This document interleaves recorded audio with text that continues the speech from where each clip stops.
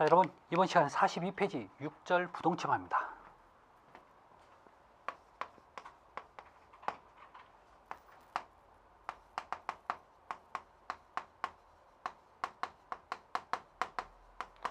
자, 지난 시간에 부동치마의 그 기본적인 개념에 대해서 지금 제가 설명을 좀 드렸는데, 자, 그럼 부동치마는 여러 가지 원인에 의해서 부동치마가 발생이 되고 있어요. 자, 그런데 이것은 외우는 거 아니에요, 여러분. 이걸 외우지 마시고 어떤 식으로 보셔야 되냐면, 여러분 그 우리 교재 밑에 보면 지금 그림이 있죠. 문제는 결론적으로 시설결론 문제는 이게 맞냐 안 맞냐 그것만 확인하는 거잖아요. 그러니까 여러분들은 이 그림으로 여러분 파악을 하시면 돼요. 자, 갑니다, 여러분. 그 원인 글씨로 외우지 마세요. 그림으로 합니다. 연약층. 여러분, 이 연약층이 있으니까 대표적인 게 뭐예요? 뻘땅에 건물 지면 어떻게 돼요? 가라앉겠죠. 두 번째, 경사지방. 이 경사진 때가 집을 져. 그러면 이게 어떻게 돼요? 이렇게 넘어갈 수 있는 거죠. 당연한 거예요. 그 다음에 이질지층인데, 이질. 다를 이자야. 질이 서로 다르다는 얘기죠. 뭐가요? 땅의 층이. 그러면 기본적으로 요 땅은 바위가 있고 암이에요. 예를 들어 경암반이라고 할까요? 딱딱한 바위예요. 그 다음에 여기는요, 자갈이 있어. 그러면 어느 게 여러분 더 단단해요? 바위가 더 단단할 거 아니에요. 그러면 어느 쪽으로 건물이 기울어요? 자갈 쪽으로 기울겠네요. 이런 개념이에요. 우리 교재에 있는 것처럼 뭐 자갈하고 모래만 있는 게 아니라 여러 가지 땅이, 층이, 즉 허용 지느러기 다르잖아요. 버티는 힘이 달라. 그래서 약한 쪽으로 기울 수밖에 없는 거죠. 그 다음에 낭떠러지. 당연히 굴러 떨어지겠죠. 어때요? 자, 이렇구나 하면 되는 거예요, 여러분들. 이거 외울 필요는 절대 없는 겁니다. 그 다음에 증축입니다. 자, 증축 또는 일부 증축 상관없어요. 여러분, 증축으로 인해서 건물이 왕창 무너져 갖고 사회적으로 이슈가 됐던 건물이 있나요? 삼풍백화점. 어디 갔어요? 이렇게 다 무너져서 없어졌잖아요. 그 일가도 여러분 전부 다 뭐 갔잖아요. 요거. 자, 이런 개념입니다. 그 다음에 무리한 증축 때문에 그렇죠. 그 다음에 지하수의 변경.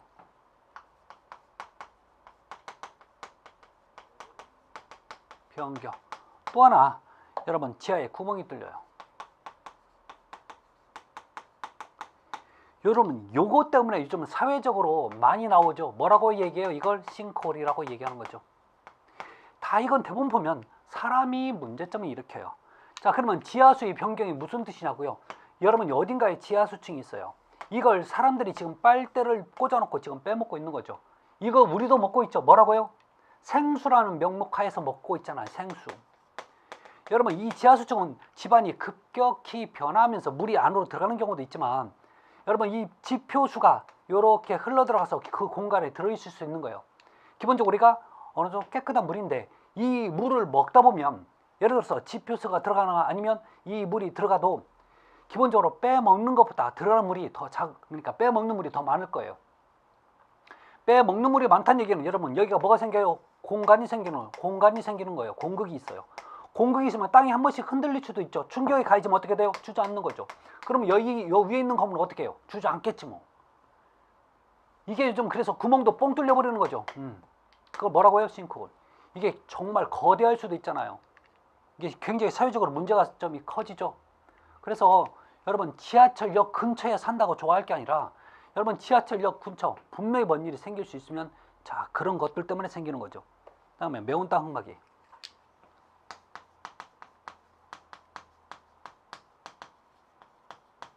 매운 땅 흙막이 대표적인 게 뭐냐면 간척지야. 자, 간척지 같은 경우에는 바다를 메웠거든요. 그럼 메울 때 여러분 그러니까 바닥에 있는 그 뻘땅을 걷어내고 하는 게 아니라 기본적으로 마른 땅을 갖다 계속 하다 보니까 그게 어느 정도 메꿔지는 거죠. 그러면 기본적으로는 요 밑에는 안 좋은 흙이 있을 거란 말이에요. 위에만 살짝 이렇게 나중에 어떤 건물을 지으면 얘가 못 버티니까 주저앉을 수 있는 거죠. 자, 그 다음에 이질 지정. 지정이 서로 다른 거예요. 기본적으로 여러분 지정, 대표적인 게 여러분 말뚝, 또 밑창 콘크리트 이런 것들이었죠. 자, 그러면 자, 여기는 말뚝을 받고 여기는요 미창 콘크리트를 해. 그러면 서로 다른 거죠. 다음에 일부 지정. 이질 지정보다 더 나쁜 게 일부만 하는 거죠. 뭘요? 지정을. 그래서 자, 여기 한쪽만 말뚝 박고 여기는 말뚝 안 박아. 그러면 안 박는 쪽으로 건물이 기울 수밖에 없죠. 이런 거예요. 이런 건 굳이 여러분 안 해도 되는 거 맞죠? 자, 그러면 이 부동층화에는 여러 가지 원인이 있으면 이거 대책도 있어요. 대책. 자, 그러면 이 대책을 세우려면 그 원인인데 기본적으로 이런 개념이 있어요. 이렇게 지혜를 기준으로, 지표면을 기준으로 이렇게 땅 위에서 하는 대책이 있고 땅 속에서 하는 대책이 있어요. 이런 개념이 지금 중요합니다. 땅 위와 땅 속. 그러면 이걸 뭐라고 얘기하면 상부 구조에 대한 대책.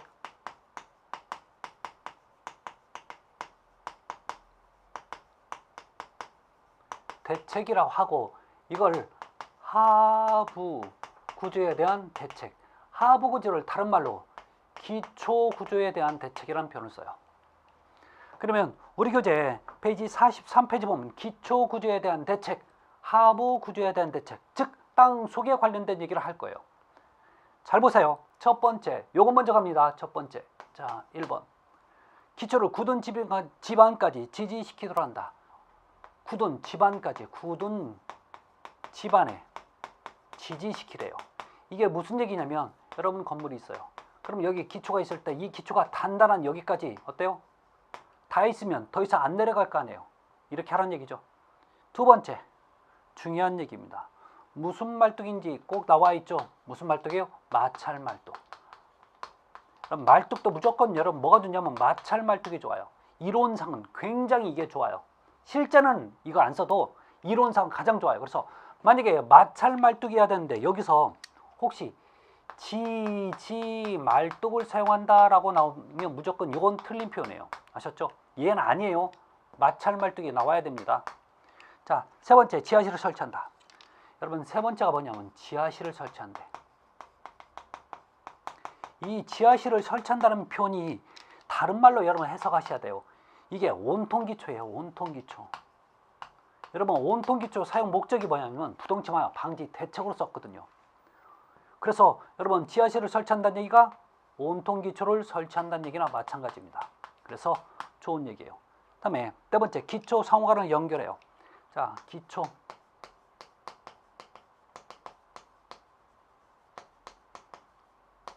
이 기초 상호간을 연결한 건 여러분 독립기초나 복합기초를 때 얘기하지 온통기초일 때는 연결할 필요가 없는 거예요. 자, 그래서 기초 상호간을 연결하는 요 보를 뭐라고 얘기하면 지중보 또는 기초부라고 합니다. 그래서 요 지중보를 설치한다 또는 기초부를 설치한다 또는 기초 상호간을 연결한다 다 똑같은 얘기예요. 아셨죠?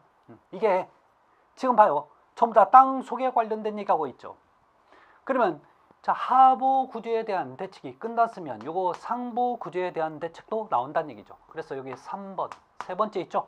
상부 구조에 대한 대책. 자, 1번 건물을 경량화 시킨대요.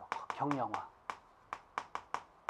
이게 무슨 얘기냐면 여기 위에 있는 게 무겁다는 얘기예요. 무거우니까 이것을 가볍게 하면 되는 거죠.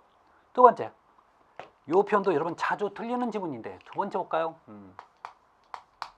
여기 보시면 건물의 평면 길이를 가능한 짧게, 건물의 평면의 길이를 되도록이면 짧게 하는 게 좋아요. 보실래요? 여러분 평면은 위에서 그 건물을 본 거예요. 그러면 이렇게 건물이 있으면 이 건물은요 위에서 본 겁니다. 되도록이면 이렇게 길면 안 돼. 그러면 짧게 하려면 어떻게 해야 돼요? 나 이렇게 길게 만들고 싶은데 그러면요 끊어버려요. 그러면 기본적으로 이게 하나가 되는 거예요. 그러면 여기 어때요? 우리가 보는 것은 하나처럼 보이지만 사실은 구조적으로는 하나 두 개가 되는 거예요. 그러면 가장 대표적인 게 여러분 평면적으로 기는 게 있죠. 뭐 있어요? 다리. 여러분 다리는 여러분이 생각하는 것처럼은 길지 않아요. 하나인 것 같지만 그래서 얘는요 상판을 보면 여기 어때요? 따로 놀죠. 이게 같이 움직이면 뭐가 좋아요? 좋은 거 하나, 재미는 있어. 좋은 건 재미있어요. 여러분 하나로 만들어진 다리 대표적인 게 뭔지 뭐냐면 왜 산하고 산 사이에 우리 이렇게 와이어 로프 걸어갖고 출렁출렁하는 그 다리 있죠. 그 다리가 여러분 좋은 점은 재미가 있어. 왜요? 내가 이렇게 걸어가잖아요. 그러면 출렁출렁 거리니까 정말 재밌어요. 잘못하면 떨어져 죽을 수도 있겠지만. 그런데요, 얘가 계속 그렇게 움직이면 여러분 이 다리가 계속 움직인다고 쳐보세요. 얼마나 위험한지. 그래서 봐요. 이 다리 요 부분이 움직이면 떨어뜨려 놔서 요건 안 움직여야 돼. 그래야 전체적으로 여러분 그 충격이 덜해요. 여러분 모든 건물도 그렇게 만들어져 있습니다. 아셨죠? 실제 그래요. 그러면 이 건물이 힘을 많이 받으면 이 건물은요 굳이 힘 받을 필요는 없어요. 자, 이 건물이 좀 처진다고 해도 이 건물은 또 어때요? 처지면 안 되는 거죠. 그러니까 따로따로. 그래서 평면의 길이를 어떻게 한다고요? 짧게 한다고 하는 거죠. 정말 중요하고 잘 바꿔서 나오는 거죠. 그 다음에 세 번째, 이웃 건물과 거리를 되도록 멀리 한다.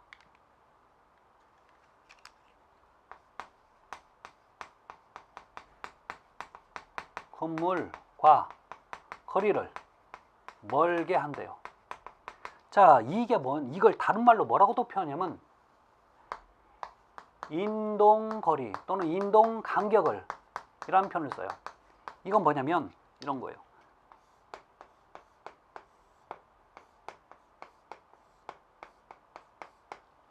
자, 이렇게 건물과 건물 사이를 여러분 뭐라고 한다고요? 인동거리. 자, 요게 이거예요.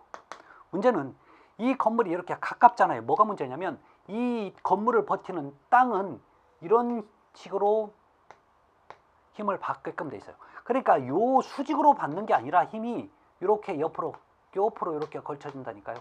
이 땅이 이 건물을 버텨줘요.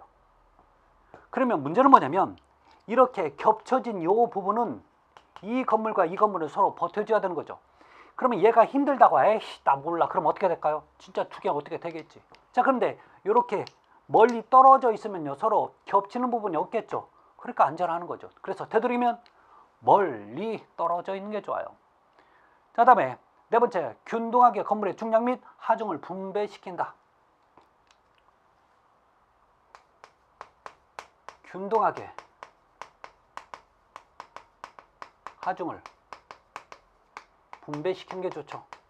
자, 이게 뭐냐면 건물을 만들어 놔니까 여러분 멋있다고 이렇게 만들어 놔.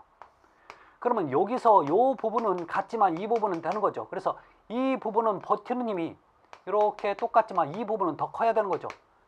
잘못하면 이게 어때요? 이쪽으로 치울 수 있다고요. 그래서 대부분 건물도 만들 때 뭐예요? 박스, 상자 형태로 만들어 버리죠. 다섯 번째, 자, 건물의 일체식 구조로 하여 강성을 높인다. 자, 건물을 일체식으로 해서 강성을 크게 하는 거죠. 그래서 일체식 대표적인 구조가 뭐예요? 철근 콘크리트 구조죠.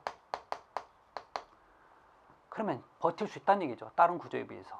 자, 이게 여러분 부동침하의 기본적인 원인과 대책에 관련된 얘기입니다. 그래서 정리 잘 좀 부탁 좀 드릴게요. 자, 이제는 우리 어디로 넘어가면 페이지 48페이지 제3장 조적식 구조입니다.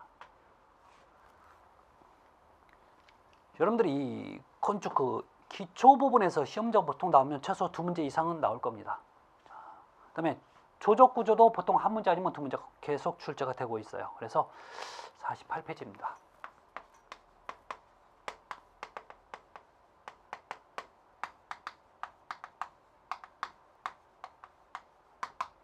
조적식 구조에서 여러분 첫 번째 나오는 게 벽돌 구조인데, 여러분 이 조적식 구조에서 우리가 배워야 될 게 이 벽돌 구조와 그다음에 블록 구조와 그다음에 돌 구조에 대해서 배워요. 자, 먼저 나오는 게 이 벽돌입니다. 벽돌 구조입니다. 자, 그러면 이 벽돌 구조는 기본적으로 우리가 여러 가지 벽돌이 있는데, 자, 봐요. 우리가 그러니까 공부해야 될 벽돌은 몇 가지 없어요. 그럼 가장 기본적으로 여러분 빨간 벽돌 있죠. 빨간 벽돌. 이걸 다른 말로 적벽돌 또는 점토벽돌이라고 얘기하죠. 그 다음에 또 하나 우리가 알고 있는 게 시멘트 벽돌이죠. 자, 그런데 요즘은 이 시멘트 벽돌이라 안 하고 이걸 다른 말로 뭐라고 표현하면 콘크리트 벽돌이라고 얘기합니다. 자, 그럼 우리가 흔히 아무 생각 없이 벽돌 하면 여러분 뭘 얘기하느냐면 요거 얘기하는 거 아니에요. 요거 얘기하는 거예요. 그래서 벽돌하면 우리가 빨간색 구워서 만든 요 빨간색, 아니면 약간 노릇기한 거, 아니면 너무 잘 구워가 오래 구워서 까맣게 타버리는 거 있죠. 이런 벽돌을 우리가 벽돌이라고 얘기한다는 거 그렇게 보시면 됩니다. 자, 그럼 이제는 우리 벽돌의 49페이지 보면 벽돌의 특성이 나와요. 자, 여러분 장단점 여러분 보셔야 돼요. 장단점 보세요. 자, 두 번째 벽돌의 특성인데,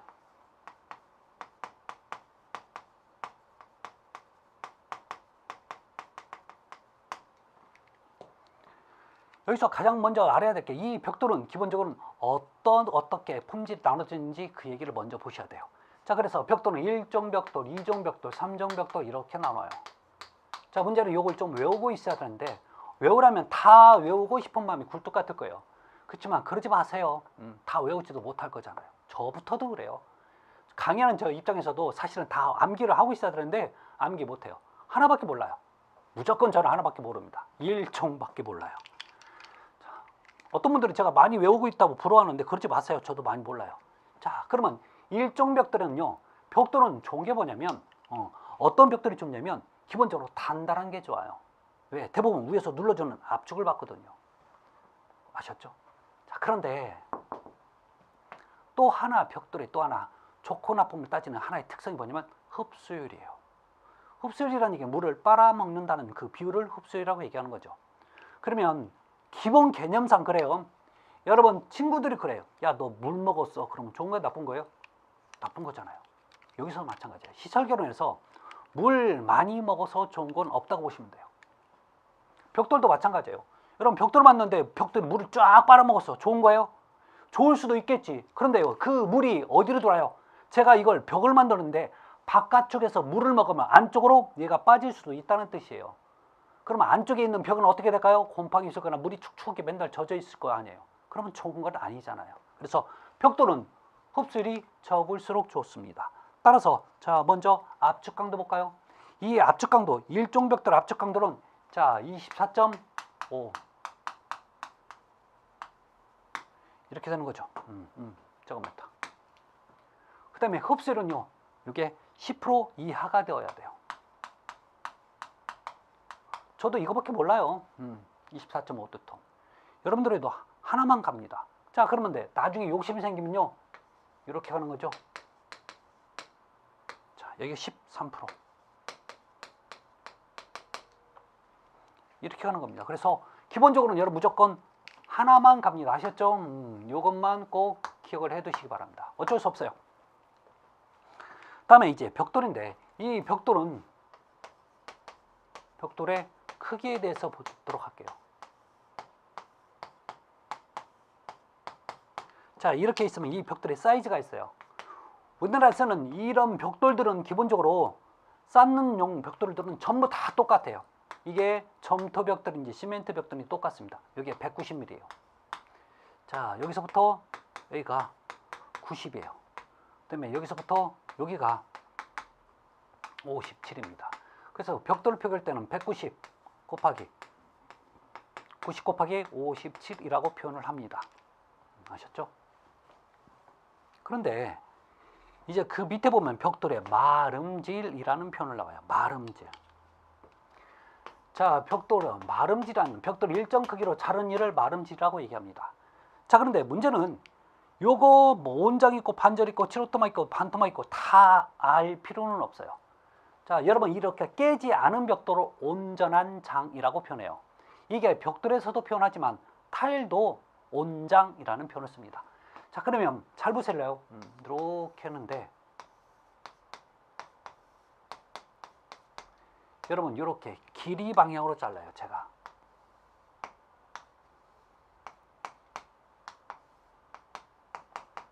이걸 뭐라고 얘기하면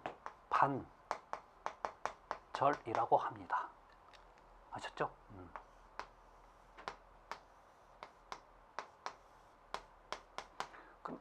그런데 이번에는 제가 이렇게 잘라요. 이걸 반토막이라고 합니다. 여기서 중요한 얘기 하나 해드릴게요. 만약에 시설개론에서 반토막이라는 표현 나오잖아요. 무조건 틀린 거예요. 반절은 여러분 맞아요. 얘 나올 일이 없어요. 요렇게 실제 현장에서는 이런 게 많이 써먹습니다. 아셨죠? 그렇지만 이론상으로는요 무조건 얘가 나와야 돼. 이걸 표현하다 보니까 요걸로 맞춰봐라 하면서 한번 요걸 바꿔서 내는 거죠. 아셨죠? 요 얘기 표현이 나오면 무조건 어때요? 아, 얘 틀린 질문 같아. 그냥 얘 찍으세요. 어차피 찍을 거잖아요. 자, 그러면 나중에 보세요. 시험 보고 나면 거의 대부분 찍는 게 더 많을 거예요. 자, 이렇게 깨지 않은 온장벽들이 있을 때 이걸 몇 등분 하냐면 4등분 합니다. 4등분 됐죠? 자, 4등분 됐으면 여러분 요 토막 볼게요. 자, 이 토막은 전체 4분의 1 토막이 되는 거죠. 4분의 1 토막이잖아요.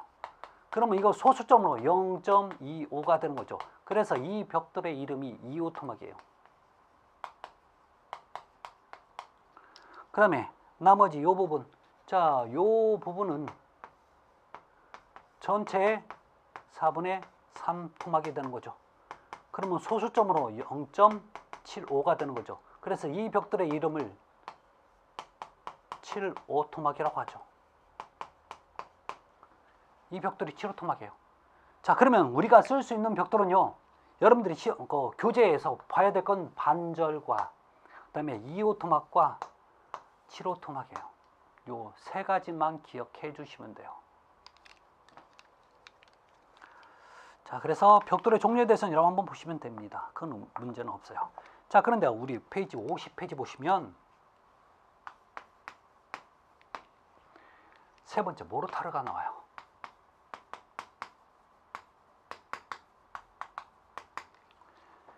어떤 분은 이 모르타르 개념 자체를 모르시는 분이 있는데, 여러분 모르타르는 시멘트가 아니에요. 어떤 분 그러면 시멘트가 아니면 세멘이에요? 아, 그거나 마찬가지야. 자, 그런데 이 모르타르를 뭐라고도 표현했냐면 과거에는 모르터라는 표현도 썼고요. 그다음에 어떨 때는 몰탈이라는 표현도 씁니다. 자, 이게 지금 모르타르라고 하는 것은 뭐뭐 섞냐면 시멘트와 모래를 섞는 걸 여러분 모르타르라고 얘기해요. 아셨죠? 그래서 이거 지금 세 개 다 같은 얘기입니다. 자, 이 모르타르는 시멘트와 모래를 섞는데 여기서 중요한 얘기가 뭐냐면, 야, 그러면 너 시멘트는 어떤 용도로 쓰는 거고 모래는 어떤 용도로 쓰는지 이걸 잘 기억해 두셔야 돼요. 이게 콘크리트에서도 똑같은 역할을 하니까요. 그러면 시멘트는 무조건 자, 나머지 모든 재료와 한 덩어리로 만들어주는 거예요.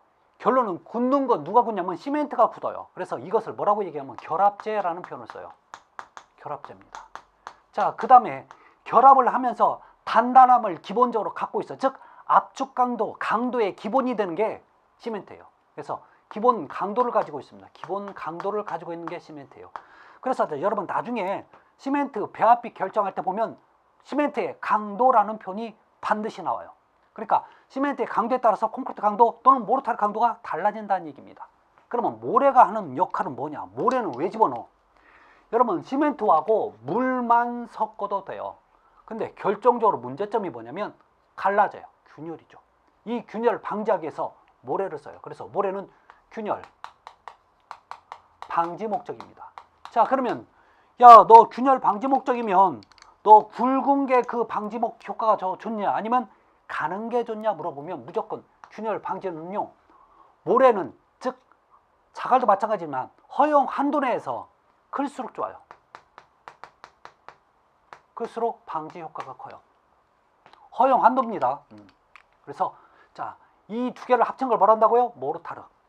그러면 이 모르타르는 뭐 하는 용도로 쓰냐면 이 조적공사에서는 이게 바로 여러분 본드예요. 접착제예요.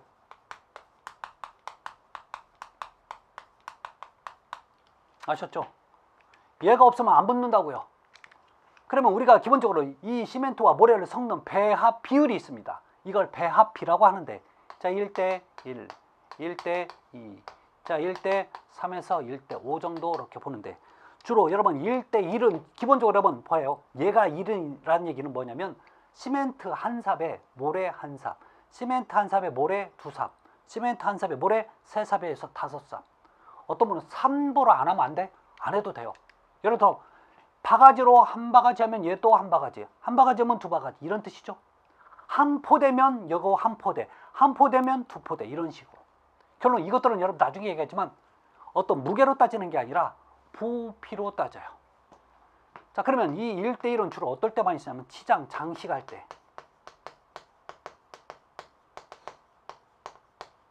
자, 1대2는 주로 특수쌓기나 아치 같은 것을 할 때 많이 써요. 자, 1대3에서 1대5 같은 경우는 주로 미장이나 자, 조정용, 쌓기용으로 많이 쓰는 게 바로 1대3에서 1대5가 되는 겁니다. 자, 그래서 기본적인 요런 표현인데, 자, 중요한 얘기가 한 가지 나옵니다. 벽돌에 사용되는 모르타르는 벽돌 강도보다 커야 돼, 작아야 돼요? 커야 되는 거죠.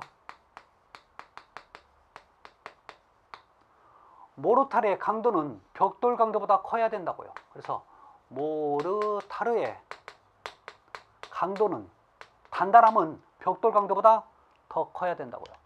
여러분 이런 거죠. 벽을 제가 발로 쳤는데 모르타르가 딸랑 떨어져 나가서 이러면 안 된다는 얘기예요. 모르타르가 붙어져 있어서 버텨줘야 되는데 이게 잘못된 거죠. 자, 네 번째 줄눈입니다.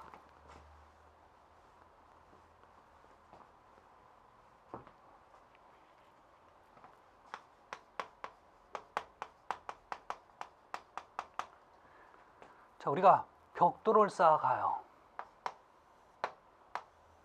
가장 대표적으로 많이 쌓는 거 이렇게 보셨을 거예요.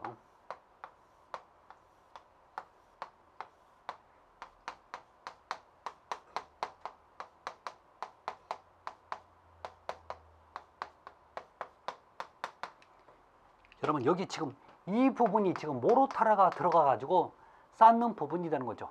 여러분 요걸 지금 제가 빨갛게 칠해 볼까요? 여러분 요런 부분들 있죠. 자, 이런 부분들, 이런 부분들. 자, 이런 부분들이 전부 다 뭐가 돼요? 줄눈이 돼요. 줄눈. 이게 줄눈이라고요. 자, 그런데 이 줄눈이 여기서 여기, 여기서 여기 모두 기본적으로 10mm를 기준으로 해요. 즉 1cm가 기준이 됩니다. 아셨죠? 아무 조건이 없으면. 그래서 기본적으로 줄눈의 종류를 보면 이렇게 가만 봐요. 이 줄눈이 올라가다가 막혔죠. 이런 줄눈을 막힌 줄눈이라고 얘기합니다. 그러면 그 옆에 보면 여러분 통줄눈도 있죠. 예, 통줄눈도 있어요. 자, 이 개념을 좀 알고 계셔야 돼요.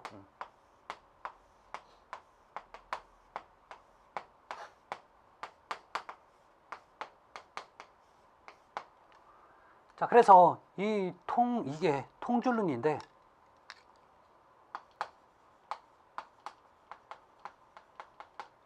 자, 통줄눈 제가 잘 보세요. 막힌 줄눈 먼저 할까요? 막힌 줄눈.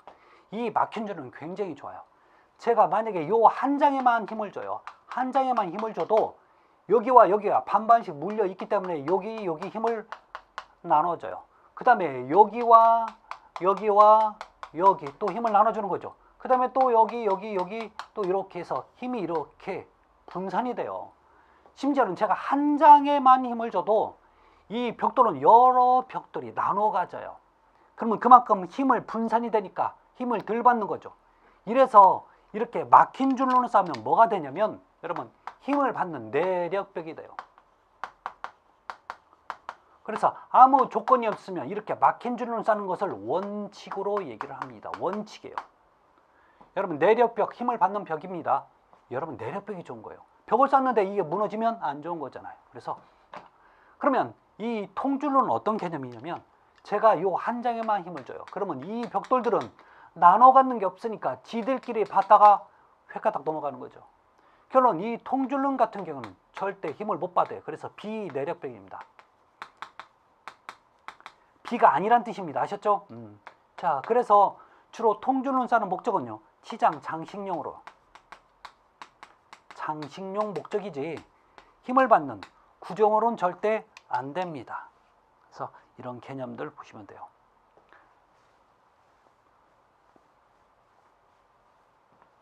자, 그런데 여러분 우리 조적조에서 여러분 그 단점에 앞에 보시면 단점에 48페이지 단점에 보면 여러분 두 번째 두 번째, 단점에 봐요. 단점에 이런 얘기가 있어요. 자, 지진, 바람 등 횡력이 약하고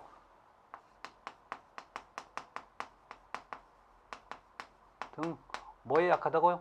횡력에 약하다는 얘기 나오죠. 그 다음에 균열이 잘 간다는 표현도 나옵니다. 자, 봐요. 그러면 지진, 바람은 횡력에 약한 건 여러분 막힌 줄눈일까요? 통줄눈일까요? 둘 다예요. 다시요. 이렇게 지진, 바람 등 횡력에 약한 건 막힌 줄눈도 지진, 횡력에 약하고 통줄눈도 횡력에 약한 겁니다. 이 개념이 그래요.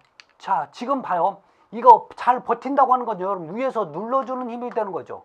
위에서 눌러주는 힘은 잘 버틸 수밖에 없어요. 그런데 보실래요? 여러분 지금 횡력이라는 표현이 잘 몰라서 그러는데 건물이 이렇게 있어요.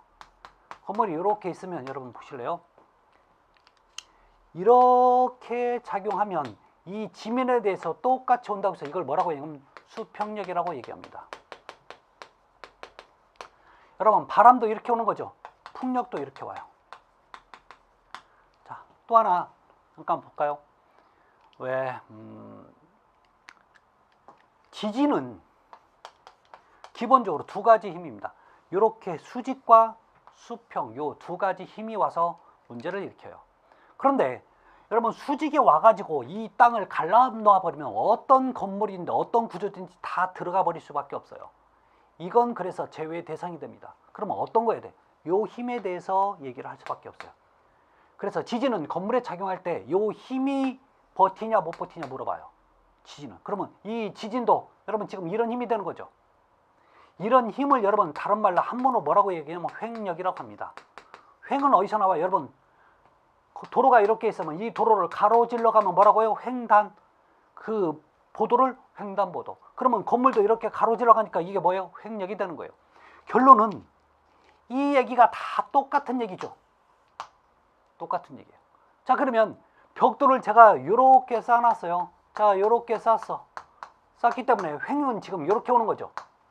봐요. 잘 봐요. 횡은 지금 이렇게 온다고요. 이렇게 왔어요. 이렇게 쌓을 성 또는 이렇게 쌓는지 이렇게 쌓는지 몰라요. 그렇지만 횡은 이렇게 옵니다. 그럼 가만 보니까 여러분 이 횡력이 오니까 이 줄눈들이 여러분 다 뭐예요? 막힌 줄눈이 아니라 통줄눈이 되는 거죠. 여기도 통줄눈이잖아요. 여기도 통줄눈. 이런 통줄눈 여러분 이런 힘에 대해서 버텨요 못 버텨요? 못 버텨. 지금 여기에서 위에서 눌러주니까 통줄눈이니까 못 버텼잖아요. 똑같은 개념이 됩니다. 그래서 여러분 이렇게 지진, 바람 등 횡력에 약한 건 막힌 줄눈이든 그 다음에 통줄눈이든 다 똑같다라는 얘기예요. 아셨죠? 이 개념을 여러분 머릿속에 두시기 바랍니다. 자, 다음에 벽돌 우리 51페이지 보면 벽돌 쌓기예요. 벽돌 쌓기 기본이 나옵니다. 벽돌 쌓기 기본. 자, 이게 무슨 얘기가 똑같냐면 처음에 잠깐 보실래요?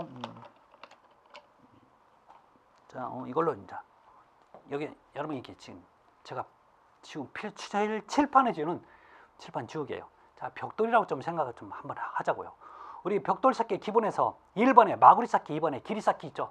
마구리 길이 쌓기인데 잘 봐요. 지금 벽돌이 이렇게 생긴다면 요 면이 길죠. 길면 요 면이 길이면이 되고 요 면이 마구리 면이 돼요.